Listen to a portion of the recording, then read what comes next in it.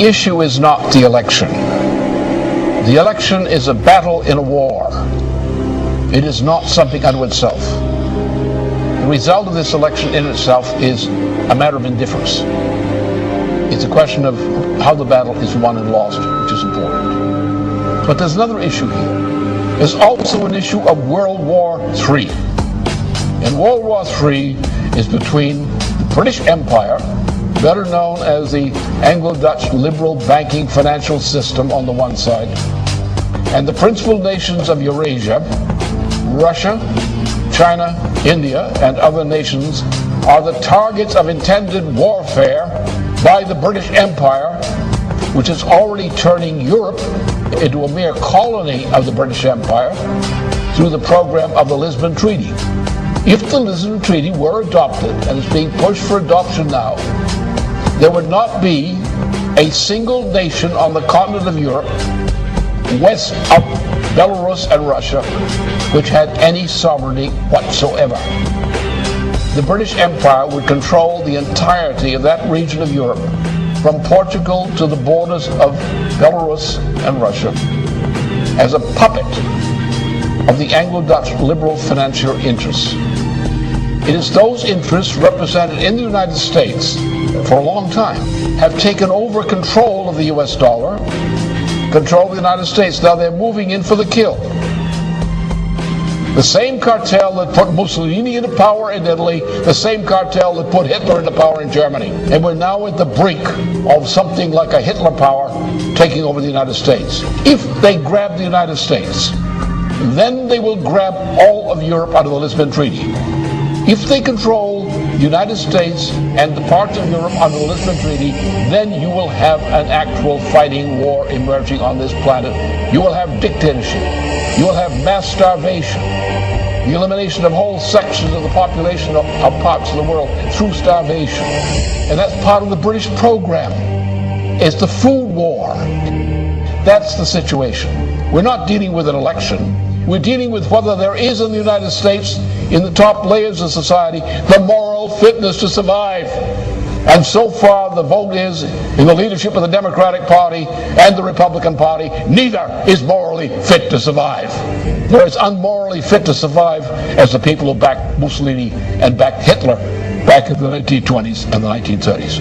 And if we allow this to happen, we will get the same kind of treatment that the victims of Mussolini, Hitler, and so forth suffered. That's where we stand. We have to win this war against that evil empire.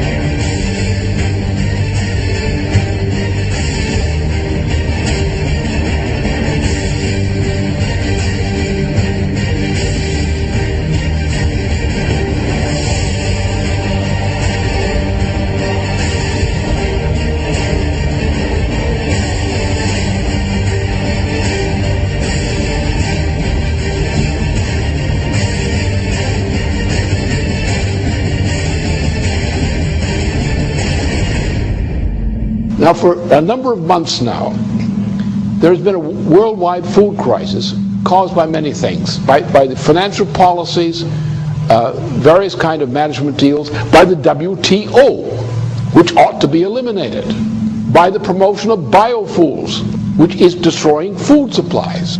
This biofuel program is a gigantic swindle for which there is no possible justification.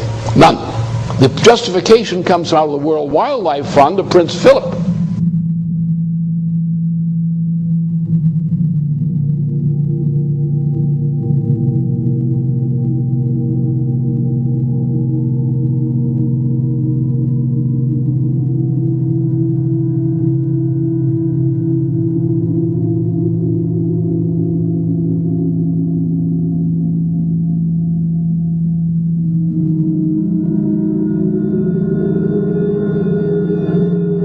in Zimbabwe, for example, what's the crime? You have an African population in Zimbabwe, which was one of the biggest fighters against the British Empire. They're not allowed to develop their own territory because London, by various mechanisms, prevents them from doing so. And London uses the farms it allows to prosper in former Rhodesia to feed the populations of Britain. So you have non-African farmers running farms, producing food in Zimbabwe for the edification and fattening of Brits. But the rest of the population is inhibited in any attempt to develop. What they've done is they've taken industries, manufacturing industries in particular, agriculture in particular, and countries which were good agricultural producers or good manufacturing producers have been stripped of those industries. Those industries have been taken to populations where the lower 80% of the population is illiterate. So you have colonies of manufacturing in countries in Asia, Africa, and so forth, South America, where the people, the 80% of the population, does not participate in the economy. You have areas which used to be food-producing areas which no longer produce food. Because what you're having is a world dictatorship under the name of globalization, better called the new Tower of Babel, in which the cultures are being destroyed as the United States is being destroyed, as Germany is being destroyed, as Italy is being destroyed, as France is being destroyed, and the attempt to make war on China, India, and Russia. And that's the intent of the British Empire. Nothing less than destruction and breakup of China, the breakup of Russia, the breakup of India. That is the policy of the British Empire now. This is what the game is. And if this game is not stopped, I can tell you there'll be no planet. But then come back to the food question. If you want to get the American people and other people of other nations up on their hind legs, acting like free people rather than battered slaves, tell them their food for tomorrow morning is not there. That activates popular resistance more than anything else. We are now in such a situation. For many parts of the world, the lack of food is an immediate reality. There is a growing explosion throughout much of the world over this food shortage issue. The rate of food shortage is increasing because the stocking from various food stores, annual stores, has been already delivered, and there's not enough.